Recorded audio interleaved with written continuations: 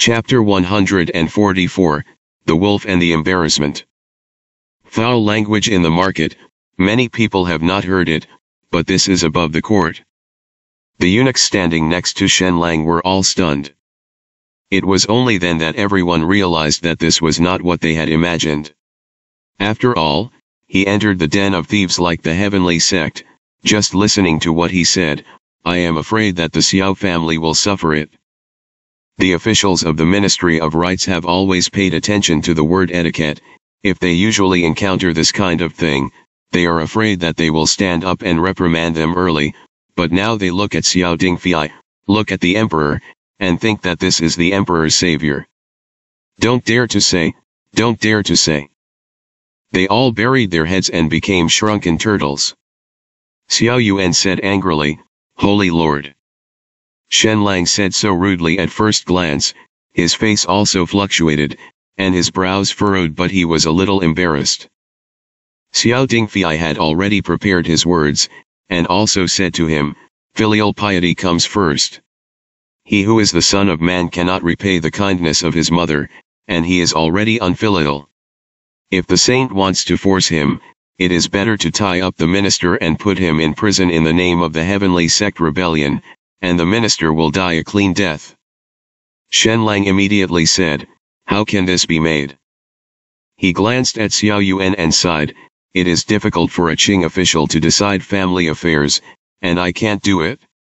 Now that you have returned to the capital, you have time to tie up your heart with Xiao Qiagong, but you are not in a hurry for a while, and you will raise it first, and you will enter the palace another day to meet the Queen Mother. The rest of the matter, let's discuss it later, and retreat from the dynasty. When the words landed, he was afraid that these things would be entangled in his body, so he flicked his sleeves and walked away from the Jinluan palace. The eunuchs followed and shouted to retreat. Even though Xiao Yuan was very angry, he was also held back, his chest hurt, and he had to bow down with the ministers and shout congratulations. When he got up, he was about to attack Xiao Dingfei with a gloomy face, but when he raised his eyes, where was there anyone in the hall? Xiao Dingfei had already gotten up from the ground, and went to the outside of the hall to ask the eunuch who was standing with his hands down, Dude, where is the best green building in the capital? When will the gold and silver that the saint said will be sent to me? There are just some little eunuchs guarding outside, where have you seen this battle? Was suddenly frightened by him. Although the Xiao family is powerful, it has been arrogant and domineering for many years, which naturally offended many colleagues in the DPRK and China. There is a bad heart, and the clues have been seen. As soon as he got off the court, 3 or 5 officials surrounded him, saying congratulations, talking to Xiao Dingfei closely, and after a while, he walked away shoulder to shoulder, without even looking at Xiao Yuan. It is almost conceivable that the dignified and determined prince will soon become a laughing stock. Xie Wei looked at Xiao Yuan's angry and corrupt appearance from afar, his face was plain, and he even stepped forward to comfort a few words, and said with a smile, Why should Grandpa Guo mind? I want to come to Ling Gongzi, who has not been in the capital for many years, and I have a lot of misunderstandings about you. You have been upright, and as time goes by, you will definitely know that it was a misunderstanding and apologize to you. It's okay not to say it, but it's just adding fuel to the fire. But Xiao Yuan dared to attack Xiao Dingfei, but he didn't dare to attack Xie Wei, so he had to grit his teeth and say, Young Master Lao Xie is relieved. It was Tong Zhou that exterminated the heavenly sect. Xiao Yuan was scolded, but Xie Wei took the real power of the Ministry of Industry, which was regarded as an official promotion, which can be called a spring breeze, and when he smiled on his face, he only felt that it was an immortal who stepped down from the clouds of the 9 heavens. And the crowd came together to congratulate him. In this way, Xiao Yuan was gray-headed and embarrassed. Asterisk.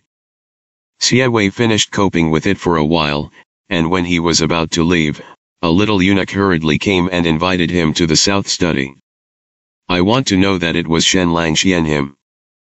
Xie Wei went to the south study, and when he entered, he saw that Shen Lang was playing chess with others. Sitting across from him was a monk who was not very kind, and even a little fierce. As soon as he saw Xie Wei, he got up very naturally, saluted, and said with a slight smile, "Ba, Lord Xie, it's polite."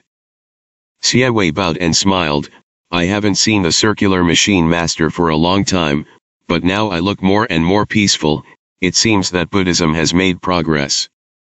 The circular machine was very humble. "In front of you, I dare not speak about the Dharma.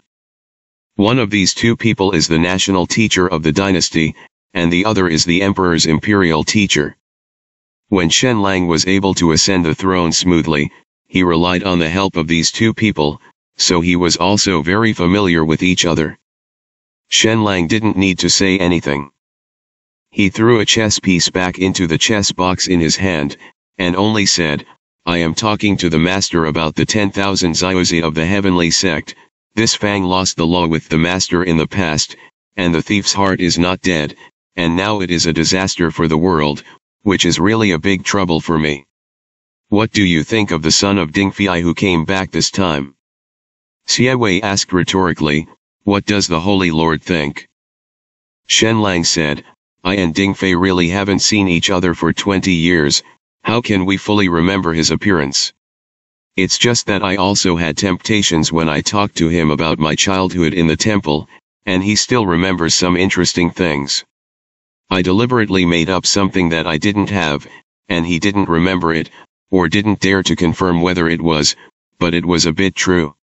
It's just that I can't believe that the determination of the past has become like this." His eyes flickered, and it was a little unpredictable. Xie Wei said, "If it is not true for what the palace of the prince said, the heavens raised him to be a puppet, and it will be impossible to give him Wen Dao's strategy.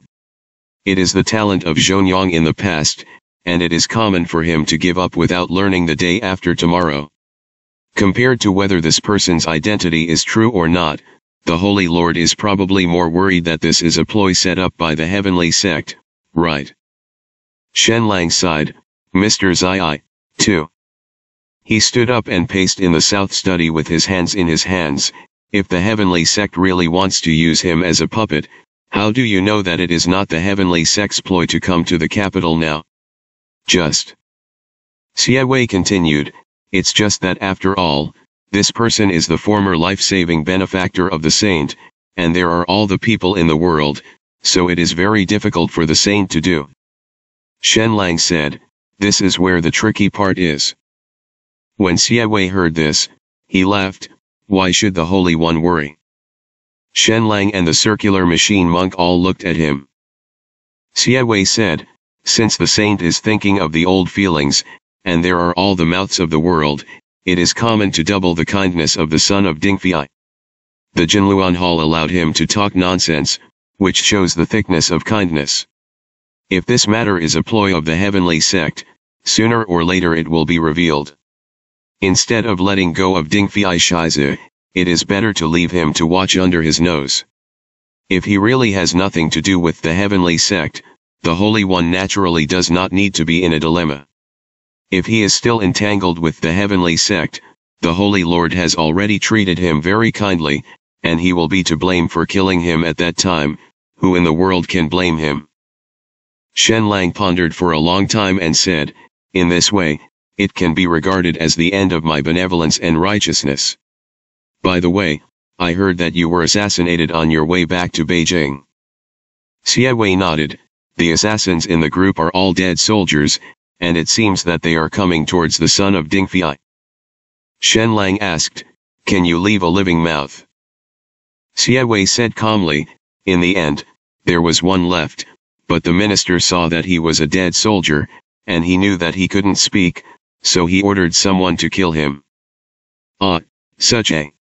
Shen Lang seemed to be a little unexpected, lowered his eyes and thought for a moment, as if he felt a little regretful.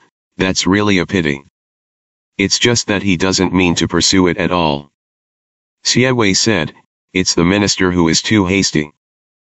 Shen Lang hurriedly waved his hand and said, "It's okay, it's just a dead man, I think it's the thief on the side of the heavenly sect who is not dead, and he wants to kill the son of the world. Thinking that he has been in the heavenly sect for a long time, he must know a lot of the inside information of the heavenly sect.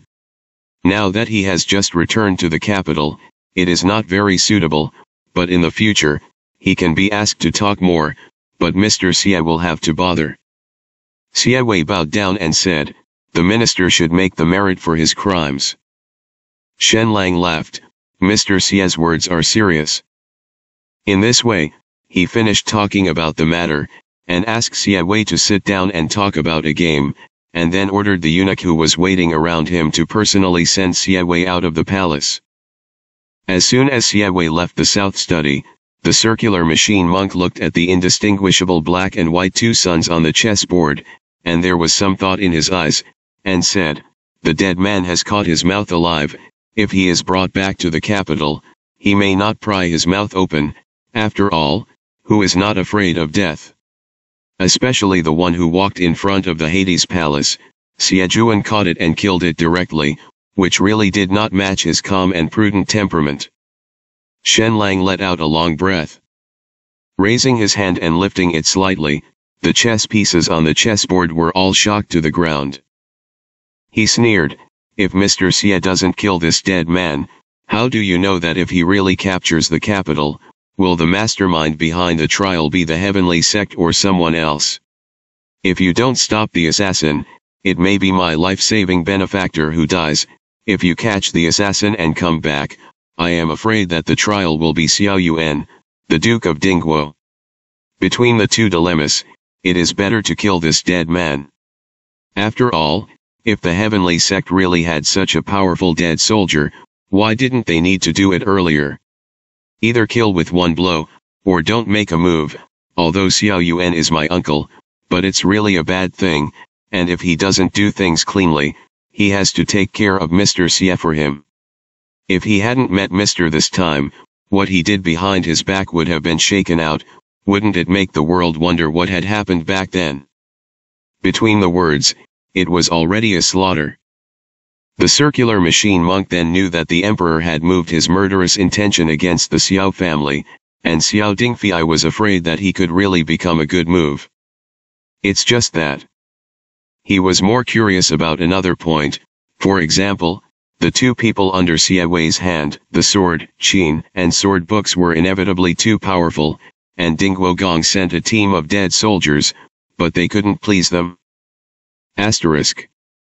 Xiao Dingfei not only felt that there was no such a beautiful time in his usual life, fox friends and dog friends, friends with wine and meat, full of court officials, children of the family, and they all called brothers and sisters when they held up the cups. No matter what intentions these people have, they are all buddies when they drink and eat together. He completely performed the squirming posture he had cultivated for many years, and all kinds of meat jokes came as soon as he opened his mouth, winning applause from time to time. After drinking a meal, he went to lie down in the warm pavilion of the private room, and slept until dusk.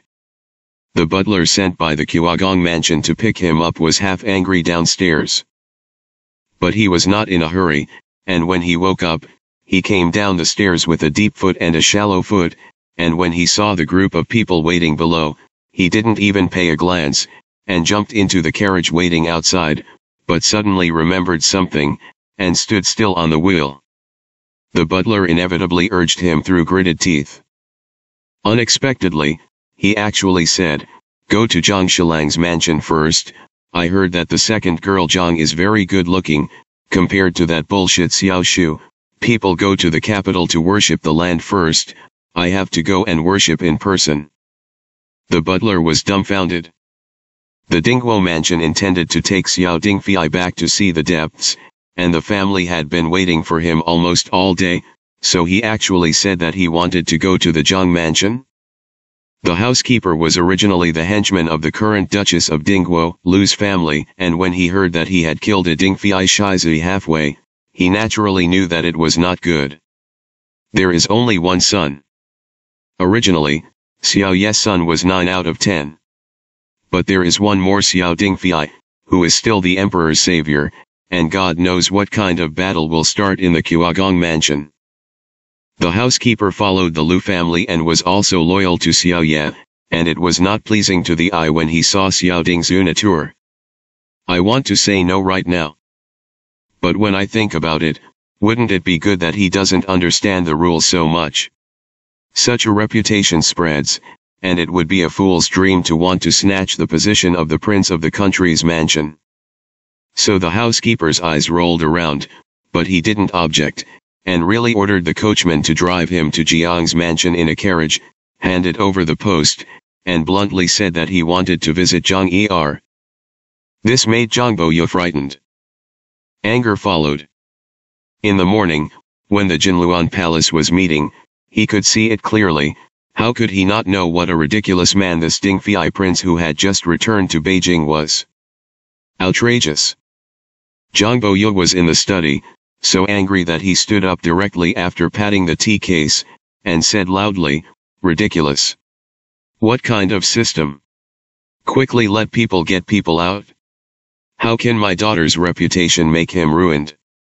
Changzhou, who was waiting in the house, trembled, and cold sweat broke out on his head.